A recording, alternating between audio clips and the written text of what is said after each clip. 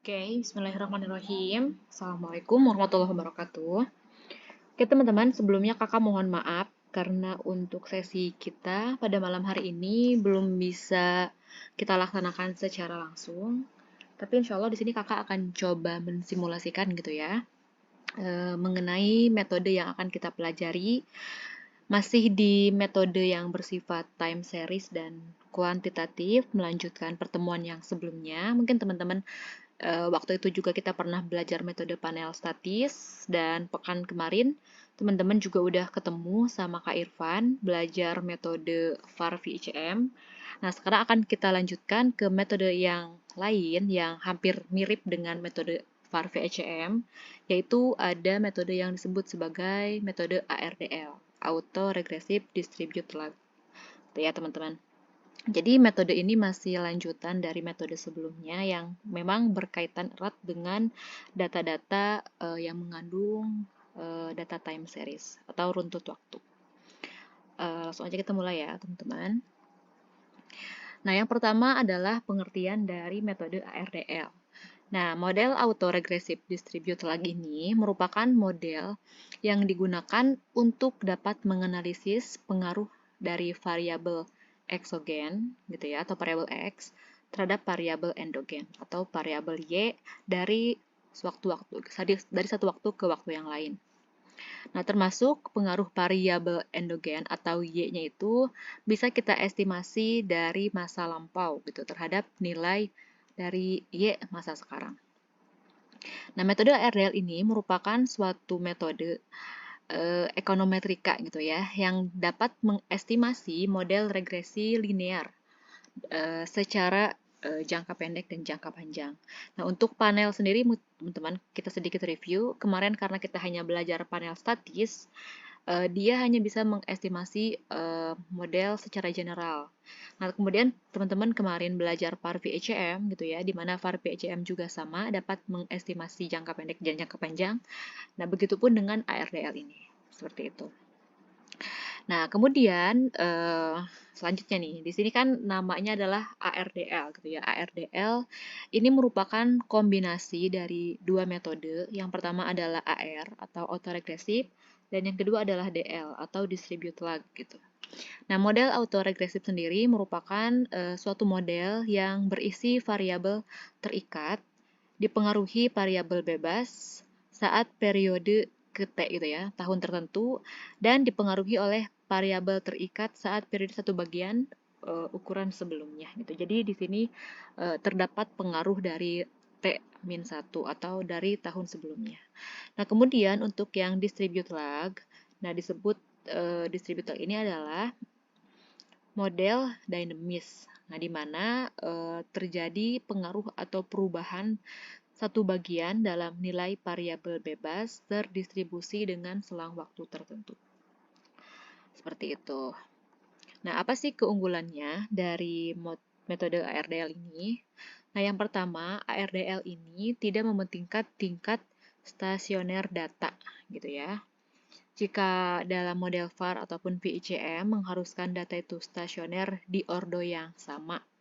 Nah, untuk ARL sendiri tidak usah gitu ya. Misalkan nanti teman-teman menggunakan 3 variabel eksogen, kemudian variabel X1 misalkan dia stasioner tingkat level. Nah, sedangkan variabel X2 dan X3 dia stasioner di tingkat first difference, itu masih nggak apa-apa gitu ya. Nah, kemudian syarat yang lain gitu ya, tetapi ARDL ini tidak bisa digunakan ketika data kita stasioner di tingkat second difference gitu.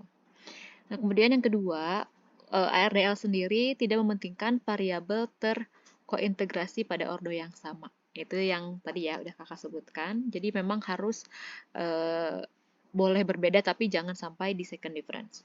Nah, kemudian yang ketiga, ARDL ini tidak mempermasalahkan jumlah sampel atau observasi yang sedikit.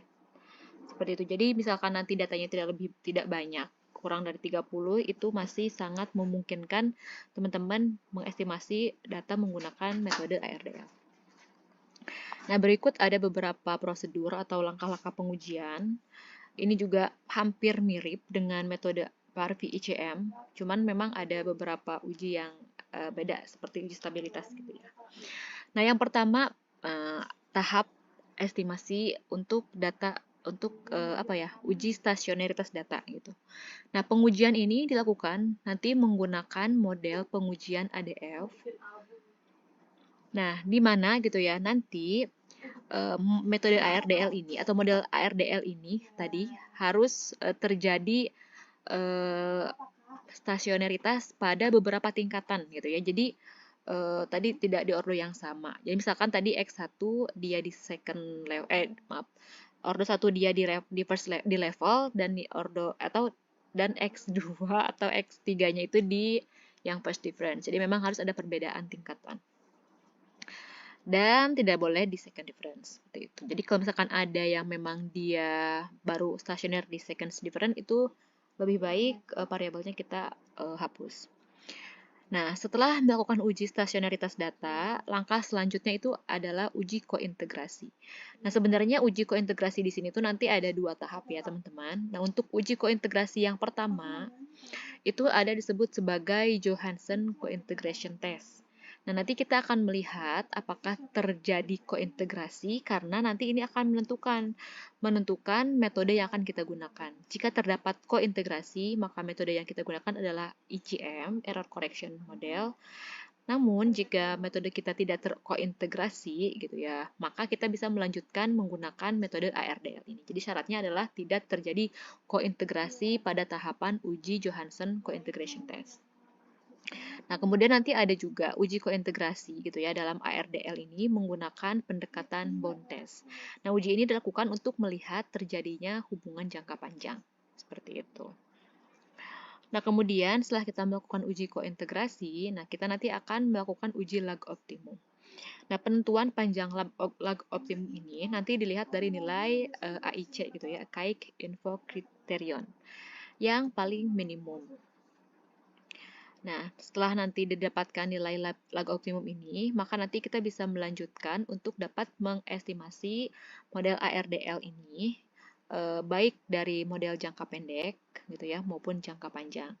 Nah, namun nanti ketika kita sudah dapat model jangka pendek kita gitu ya, jangan lupa untuk tetap menguji beberapa tahapan uji asumsi klasik ya. Dari keempat ini ada normalitas, multikolinaritas, heteroskedastisitas dan autokorelasi yang harus terpenuhi ada 3 gitu ya, normalitas, heteros dan autokorelasi. Untuk multikolinaritas kita hilangkan.